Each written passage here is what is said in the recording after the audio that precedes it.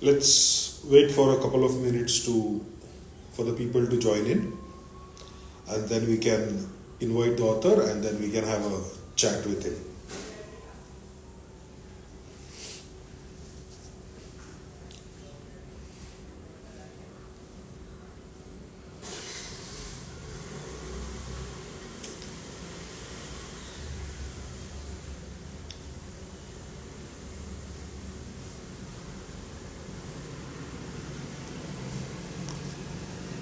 Great, great. So let's start. Am I audible? Please, someone wave your hand, comment me that I am audible to you.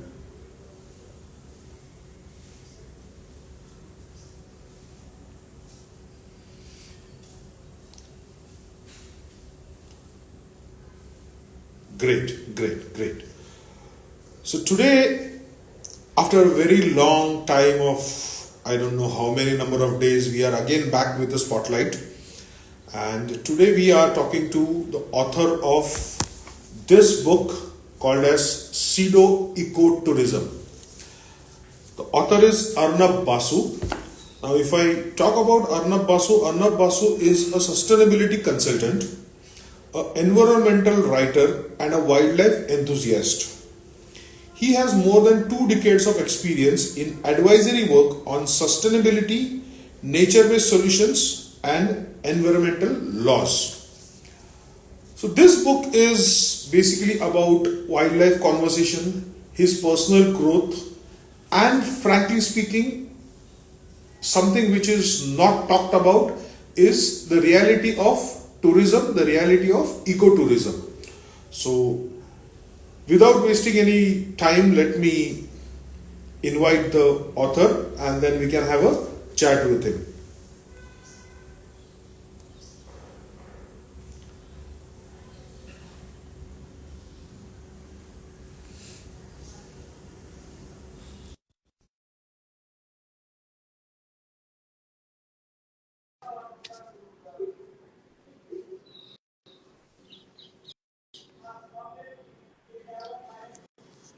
Arnab, I have sent you the invite.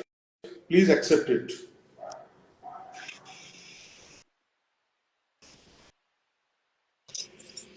Hi, Arnab, how are Oh, you? hi, Samir. I'm good, thank you. Can you hear me okay? Hi, you're perfectly audible. Thank you. Am I audible to you? Absolutely fine. Great, great, great, great, great. So how's your day going on? Today it's a Saturday, and basically last yesterday was probably my last working day of the year, 2024. Great, So great, as bit relaxed and chilled, I would say. great. Great, great, great. So I have just completed your book, okay? And let me tell you, it's a heavy book, literally and figuratively also. So Yeah, yeah. your book, first and foremost thing. So let's get into your journey on what was the whole journey of you as an author. What are the points you have covered into this book, and so on and so forth. So you're good to go?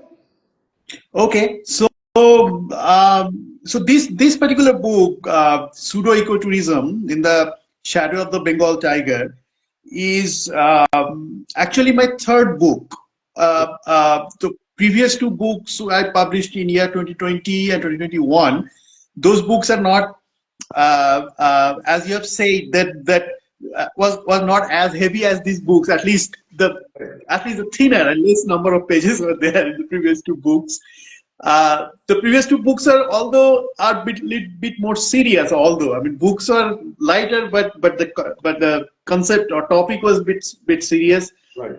purely related to my core subject, which is sustainability and environmental laws. Right. These two books, previous two books are there, but this book is written based on the theme of ecotourism, as the name suggests, pseudo ecotourism, Right. and the book is generally written for the for it's a popular reading book. It's written for general people who do not come with the background of sustainability, Right. or people who have never taken part in ecotourism. These books are for them as well. Right. Besides a specific target audience, which people are regularly taking part in ecotourism, wildlife photography, and people understand a little bit of sustainability. So it's kind of address both kind of audience in this book. Right. So Arnab, the book talks about wildlife conservation, personal growth, and the Yeah. reality of tourism. Okay. Frankly speaking, such intricate topics. Okay. It must have been both rewarding and challenging for you as an author. So, what I would like to know is, was there any process you followed when you started writing pseudo ecotourism, and how did you organize your thoughts and your research, because you are very much into this domain of work? Yeah. So honestly, Samir, technically, probably the book I started writing this book 10 years back, 2015. Right. So the reason I'm saying I started writing 10 years back, because that is the year 2015 when I picked up ecotourism and wildlife photography as a hobby. Right. However, when I started taking part actively in ecotourism and wildlife photography as a part of that, I didn't have any intention to write a book about Okay. it. So my intention was like any other people who picked up hobby, to basically to intention was to be the most interesting person in the room, which I actually mentioned in the preamble of the book as well. I just wanted to be the coolest guy who roam around in forest and mountains and take photographs of rare flora and fauna and post those photographs in social media. Right. That was basically my main objective. Okay. But at the same time, I cannot deny the fact that I am a sustainability professional, and I started my career much before then. I picked up this hobby of wildlife photography and ecotourism. So when I started doing actually this pursuing this hobby and roaming around in forest and mountains, Right. started interacting with various people who are kind of largely dependent on forests, Okay. live in forests, or as a profession they're dependent on forests.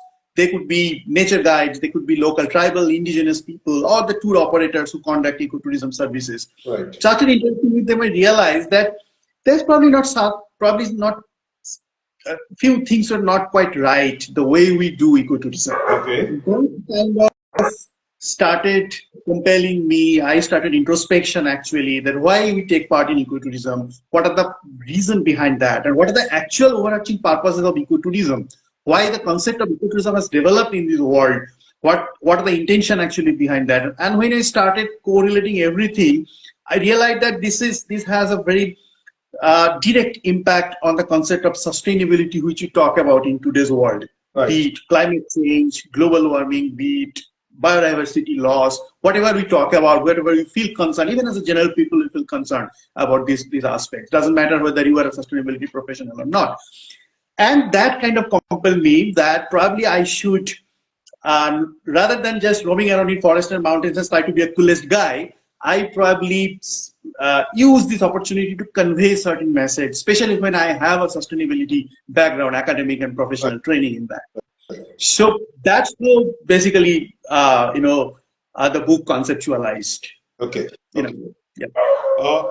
So Arnab, as an author, did you had any moments of doubt or difficulty while writing this book, and what were the challenges you faced, and how did you overcome those challenges with frankly speaking, with a complex subject matter of the book? Yeah.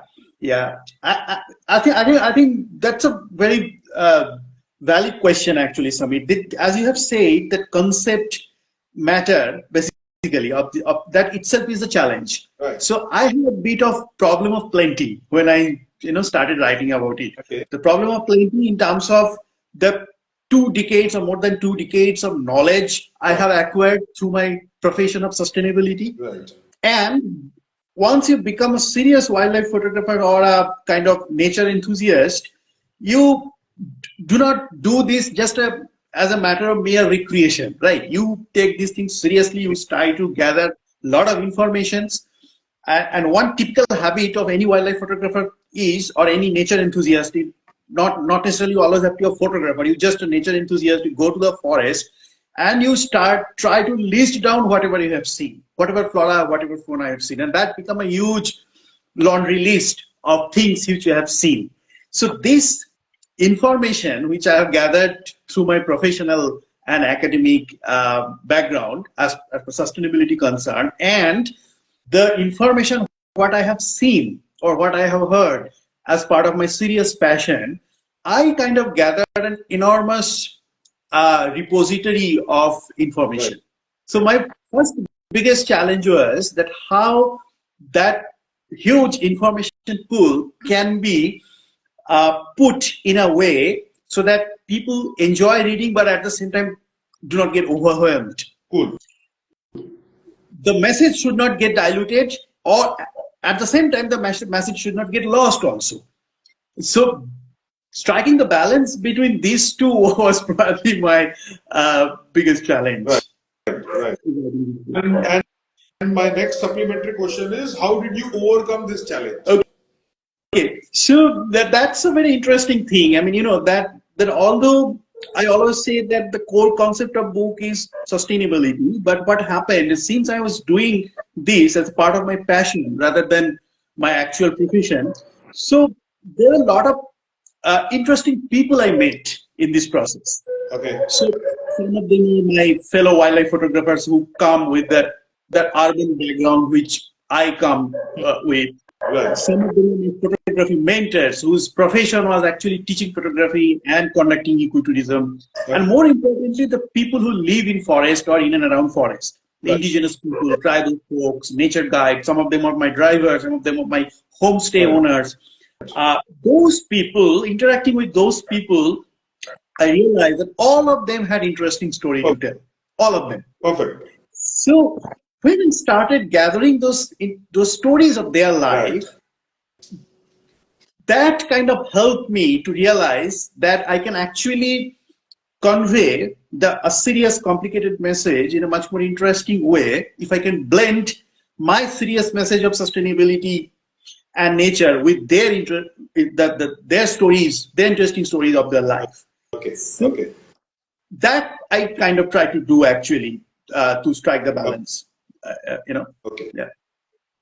So, Arnab, when I was reading the book, I found out that facts and emotions are beautifully blended in the book. Okay. So, how do you navigate the line between presenting hard-hitting truths about ecotourism while also weaving personal stories, experiences, and reflections?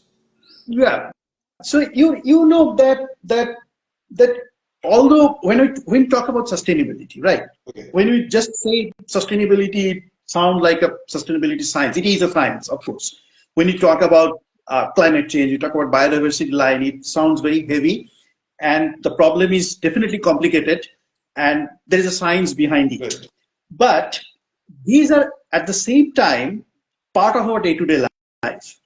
Perfect. And to understand the implication of these issues in our life, nobody need to be a sustainability scientist or wildlife experts. Perfect. All we need to do actually to keep our eyes and ears open Perfect. and be more inclusive in terms of living our life, Right. and ready to be, kind of accept nature as it is, as it comes in front of us. Right.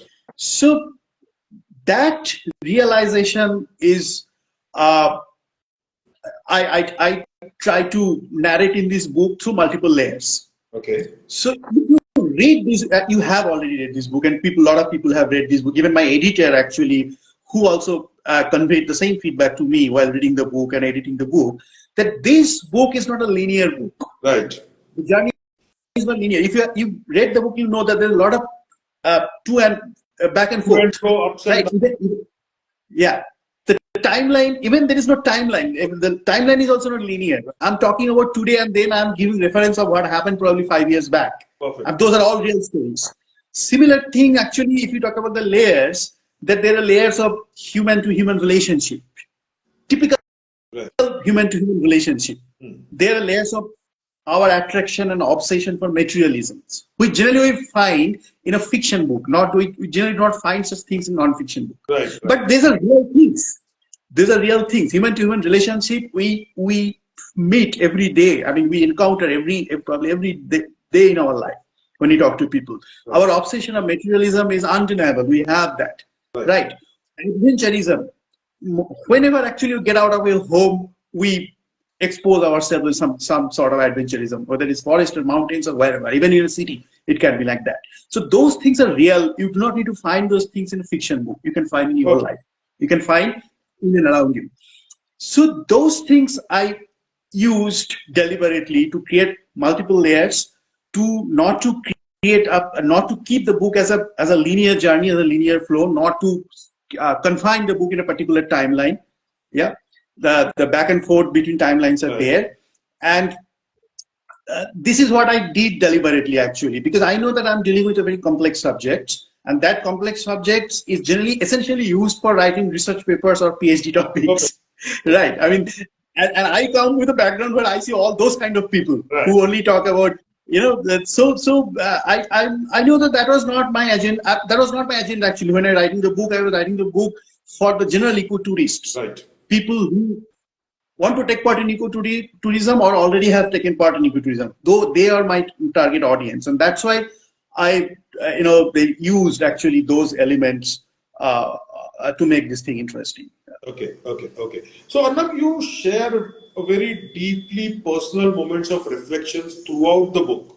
Okay. So any specific moment during the whole writing process when you realize that the book is going to impact your own journey or on a broader spectrum, self-discovery?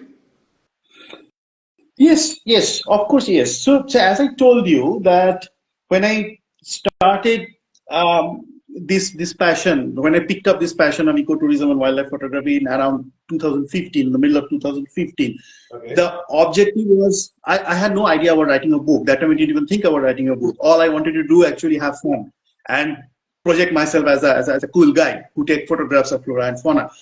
So that time my objective was to take photographs of tiger, Bengal tiger, nothing else in the forest, because tiger is a glorified animal, and tiger is an animal which a majestic animal, no doubt about it, that it's spirited. Everybody want to see tiger, everybody want to take photographs of tiger. So all I was doing actually exploring various central Indian forests where the probability of tiger sightings are higher in Indian subcontinent. I was doing that. While doing that, I kept doing it actually, and then in this process, I reached Sundarban part of West Bengal. Right. Okay. And before that Sundarban part, there one more thing happened in Bangladesh part of Sundarban when I was traveling in a train journey with an objective, with an agenda to reach actually Bangladesh part of Sundarban, but I could not. But because something unfortunate had happened in the train journey, which I have talked about in the book. Right. And that unfortunate incident kind of made me stranded in Bangladesh for an indefinite period of time. Right. So that kind of shook my thought process about many things, about my whole objective of ecotourism, why I'm doing ecotourism, all those things. So that was the first thing which kind of created an opportunity to introspect this further. Right. That why we do ecotourism and why we should do it, keep continuing to do it. That was the first thing. Second thing happened after 1 year of that Bangladesh part of Sundarban, when I was exploring West Bengal or India part of Sundarban. And that, you know what I'm talking about, you have read the book, so that incident also I have mentioned over there. So probably the most horrific experience in my overall, last 20 years, or rather 10, 15 years of ecotourism and 20 years of this profession I had experienced. And I don't want to give away much, actually. Probably a lot of people haven't read the book. But that was actually something which, that particular incident actually questioned the very purpose of ecotourism and the way we do ecotourism. Right. So these two incidents are kind of, I would say, the transformational incidents actually, which it compelled me to change my thought process and to question myself about many things. The inherent relationship between ecotourism and the sustainability which you talk about. Okay. So Arnab, you are a wildlife photographer. We as normal human beings are not someone who are very much into the jungle. Okay, so what I would like to know is any aha moment you faced when in the jungles, capturing tigers, capturing wildlife animals. Just let us know any aha moment which you faced. Okay, I would like to talk about the moment which kind of helped me to coin or to introduce the basic philosophy of this book. In this book, I mentioned one thing, that to get the better perspective, you need to lie down. Right. Actually, I didn't mention that. One of my photography mentors, he mentioned that. Okay. He mentioned that in purely from photographic Right. context. The reason actually that in one particular event, one particular of my exploration, we were doing that exploration in Agumbe rainforest of Karnataka. Now, Agumbe rainforest of Karnataka is generally frequented by wildlife photographers and ecotourists, primarily for sighting and taking photographs of snakes and amphibians, Okay. spiders, insects, all those crawling creatures. Right. In zoological term, we call herpetofauna, basically the creatures which basically crawl. So people generally go there to see this. People definitely do not go there to see tiger. There are no tigers actually, or even there are leopards or any other big mammals, but those are not the kind of attraction over there. People go there to see them and capture those tiny crawling creatures. Right. And to get a better photograph of these tiny crawling creatures, you need to actually lie down on the floor, or Okay. lie down on the forest floor to get at the same level. So my mentor, he actually mentioned this in this context. Actually, to get a better person, you need to lie down. Cool. But that particular statement changed actually the overall philosophy of my life. Yeah. That to get a perspective of anything, Right. you need to lie down. So that means you need to be grounded. Right. You need to get closer to the reality, Right. to get the better perspective, or the more realistic perspective. So that lying in that environment of Agumbe was probably the aha moment, and that eventually the whole book was the concept of the book, which I termed as inclusive ecotourism, is actually developed based on this particular philosophy. Okay. Arnab, you said earlier that you had a huge data of nearly Yeah. 20 years when it came to uh, you say writing the book, or the data was of 20 years of your experience. Okay, so when you thought about writing this book, okay, so how long was the writing time, and did you had any process in which you followed the writing? Like, there are people who write in the evening, there are people who write late night, so was there any process which you followed? Um, well, one thing I used to do actually. So when you have read the book, you have probably have noticed that I have mentioned the lot of small things which happened during those exploration. Right. I mean, who said what? What was the name of those people? What did I stay? And somebody said something relevant actually in the context of this book. I mentioned that. And it is a non-fiction book, so I don't have any room or scope to imagine anything. Right. Exactly, I need to tell whatever exactly happened. Perfect. So that means that there is a lot of remembering things are there, right? What since 2015 onwards, even if I say not 20 years but 10 years, last 10 years, then also I have to remember a lot of things. So that was possible because I used to take notes. Okay. Whenever actually I did any explorations, every day after coming back from the field, whether I'm in my hotel, or I was in my hotel, or I was in my homestay, or I was in my tent, whatever the accommodation I had, Right. without failing, I made a note, a fill note. Okay. And that note was as meticulous as possible. Whom I met, what are the places I visited, what I saw, what I ate, everything. Oh, I did not try not to miss out anything. okay. So that maintaining the journal actually helped me a lot, and that was basically the main input actually when I started conceptualizing the book.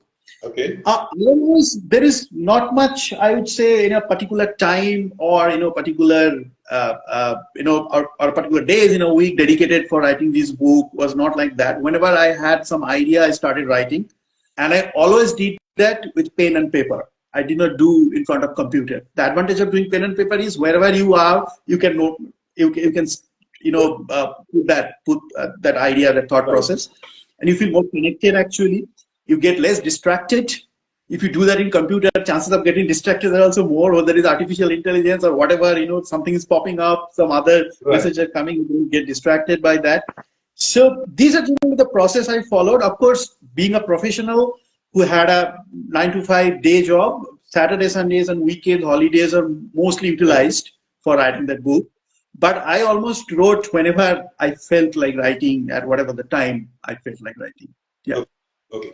So, Arnab, what is that you hope the readers can take away from this book? Are there any specific emotions or reflection that you want to spark in them after reading your work? So, what is that you want the readers to take away from this book?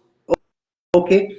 I would say that through this book, I have tried to convey a particular philosophy which I termed as inclusive Right. ecotourism. Now, when I say inclusive ecotourism, so that means that uh, when we take part in ecotourism, we should not just think about seeing what we should not have an agenda or target of seeing one particular animal. Right. If I particularly talk about Bengal tiger, in Right. subcontinental forest, the most uh, sought after wildlife species is Bengal tiger. Whoever want to take part into ecotourism or whoever is wildlife photographers are, they want to see tiger or to take photographs of tiger. Now you need to understand one thing, that seeing a tiger or photographing a tiger in its natural habitat is a matter of luck. You Right. need to be at the right place at the right time. Okay. You may get to see, you may not get to see. Right. Now, if you go with a particular target or particular agenda of seeing only tigers, now what happened? You all your time, energy, effort, everything you utilize or put in finding the tiger and chasing for the tiger. Yeah. And in the process, you miss many other things which nature had to offer. Right. Right. Many other birds, many other forests, even people. Maybe people also have a lot of interesting Right. stories to tell, a lot of things to learn. Especially if we talk about the indigenous people, tribal people, their life is way more sustainable than what we can think about. Right. So we have a lot of interesting story to get from them, a lot of interesting things to learn from them. And the other flora and fauna which you get to see in the forest. Okay. But you don't see anything because your all objective, all focus is for the tiger. Eventually come back disappointed because you have not seen the tiger. At the same time, you missed the excellent opportunity which nature had to Right. offer for you. Right. Right. So this particular thing is the main concept which I call inclusive ecotourism. Chasing a particular species in a forest, I termed as pseudo ecotourism, and there are many other aspects, the commercial aspects of it, the materialism aspects of this also I try to talk about. Right. And I promoted, kind of countered actually the pseudo ecotourism concept with inclusive ecotourism. Right. So this is basically probably the main takeaway from the book, that understanding what we mean by inclusive ecotourism, how we can take part in inclusive ecotourism, how we can make our ecotourism activities more inclusive, and what could be the benefit out of that, what we can get out of it. Okay. Okay. Okay. Arnab, before I go wrapping up this whole talk which we are having, just want to know, how does it feel when a tiger is in front of you? It gives you a very mixed feeling, actually. That it's a majestic animal. It's a very beautiful animal. Probably whatever the animals I have seen, although it's not fair actually to say that one particular animal is the most good-looking animal among all the animals. Every animal have their own own morphology, own characteristic features. But in a forest, as an apex predator, majesty time, I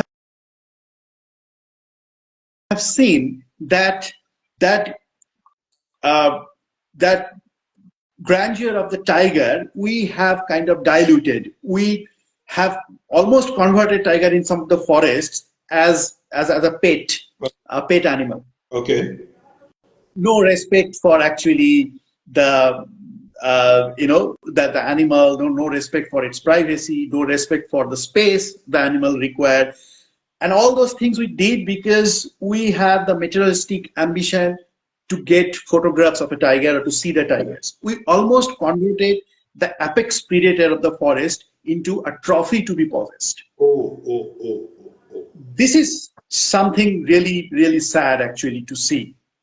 And so if it is an apex predator, it looks beautiful, it's a majestic animal, let it be like that, rather than create unnecessary stress for the animal to satisfy our own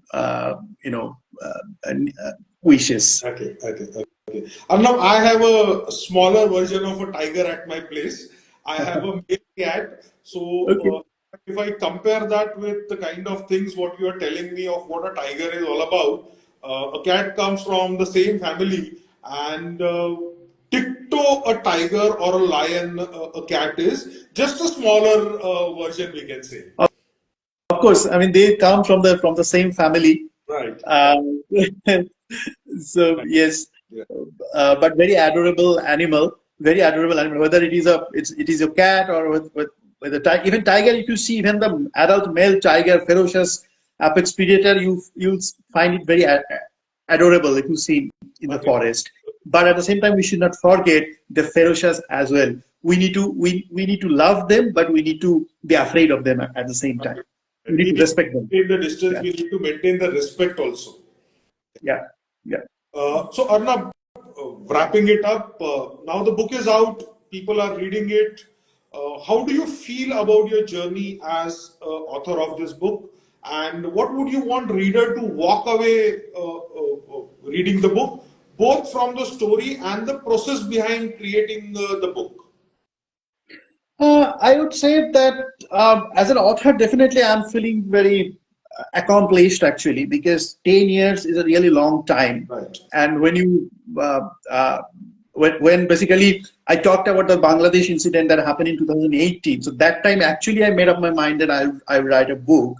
And then we had COVID and all those things. We put a big question mark actually on the ability to travel and ability to get enough financial I would say the comfort actually to carry on writing a book or finishing a book. So all those things put a lot of question marks, and when eventually I overcame all those hurdles and then found a publisher. I'm not a known author, so finding a publisher who was ready to take all the cost and publicity and marketing for the books,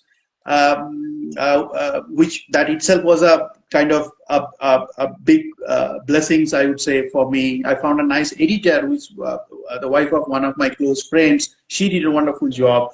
So considering all those things, I definitely feel a sense of accomplishment, and it gives me a lot of happiness. And I see actually a lot of people read the book, people whether they're wildlife photographer or people who are like general people who have just love for nature, who are interested in nature and environment. They also read the book and share their feedback. They participate in various podcasts with me or just send me message.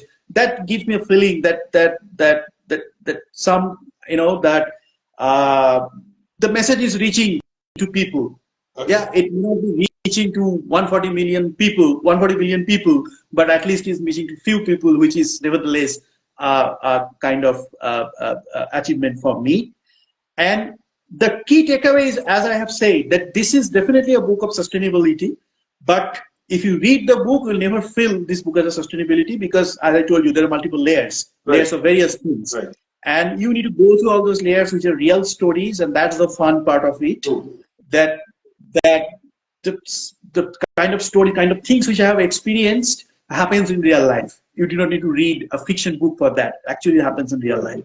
And how those things are closely connected with various aspects of sustainability. Okay. Understanding that is probably people who read the book will realize. Right. So Arnab, 3 books down. What's cooking up at your end now? Uh, well, I honestly, Samir, my main objective right now is actually that ensuring the key message of this book, the third book, actually, to reach maximum number of people. Okay. Because we really need to change the way we do few things. Okay. Uh, from a bigger concept, from a bigger context, from sustainability point of view, definitely we need to change our mindset, definitely change our lifestyle. But if we just narrow down to ecotourism, definitely we need to change the way we do our ecotourism activities, the way we do see nature around us. Right. So influencing people and conveying the message related to that is my primary objective right now. Okay. And that's why probably I'm talking to you. I have spoken to many other people, actually journalists like you, and many other forums. This is what I want to continue. I'm getting into a research project in association with few academic institutions. Okay. In that research will be also on ecotourism and sustainability relation between that. Okay. So these are the things for the next 3-4 years I'll be doing more seriously. Great. And at the end result, if another book comes out, it might come out, but I'm not sure about that right now. Great. Not a problem, Arnab. It was nice talking to you. Nice talking to you, making understanding what exactly the thoughts were behind this book, what is the kind of response you are getting to the book. So it was great talking to you, and I believe the viewers are also enlightened by your kind words. So let's keep on connecting with each other in the near future. This is a very short talk. The whole topic which we are discussing is a huge topic, and we can't cover it up in 30-40 minutes. But yes, let's be in connect with each other, and let's take it forward. Thank you very much, Samir, for hosting me and your time. It was really nice interacting with you as well. Thank you so much. Bye bye.